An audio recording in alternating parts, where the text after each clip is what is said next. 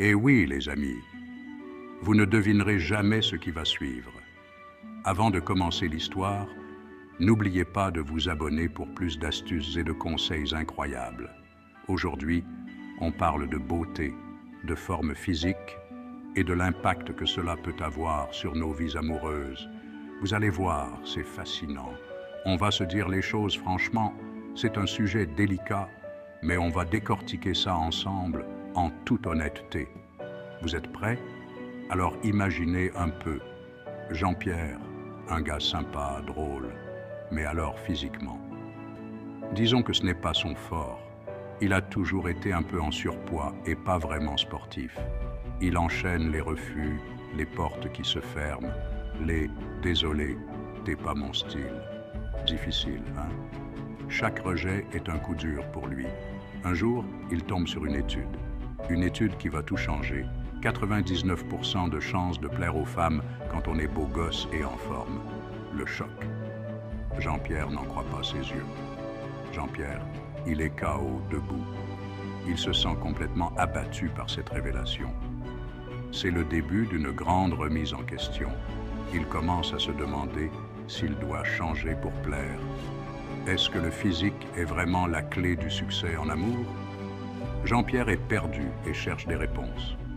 Jean-Pierre est prêt à tout pour le savoir. Il décide de se lancer dans une transformation physique, déterminé à découvrir si cela peut vraiment changer sa vie amoureuse. Notre Jean-Pierre, il se regarde dans le miroir.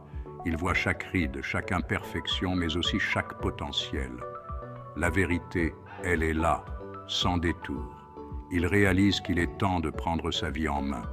Il est temps de changer, de devenir la meilleure version de lui-même pour lui, mais aussi pour enfin trouver l'amour. Il écrit ses objectifs. Il se promet de ne pas abandonner. Premier défi, le sport. Jean-Pierre n'a jamais été un grand sportif, mais il est prêt à relever le défi. Lui qui n'a jamais couru plus vite que son ombre, il s'inscrit à la salle de sport. Il sait que ce ne sera pas facile, mais il est déterminé. Au début, c'est la galère. Chaque mouvement est une lutte. Chaque poids semble trop lourd. Il est rouge comme une pivoine. Il souffle comme un phoque. Mais il continue, il persévère. Mais il ne lâche rien. Chaque jour, il devient un peu plus fort, un peu plus résistant.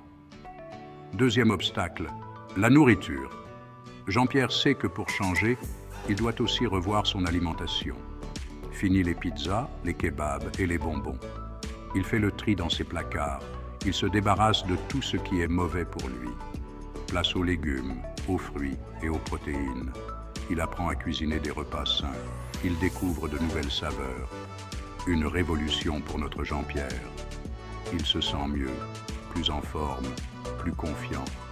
Le déclic a eu lieu et rien ne pourra l'arrêter maintenant. Les semaines passent et les efforts de Jean-Pierre commencent à porter leurs fruits.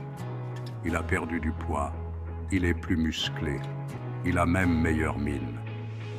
Mais le plus important, c'est que sa confiance en lui est décuplée. Il se sent mieux dans sa peau et ça se voit.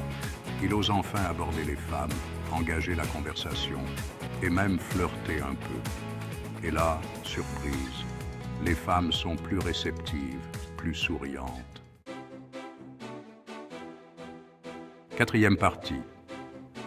Un nouveau Jean-Pierre. Jean-Pierre n'est plus le même homme.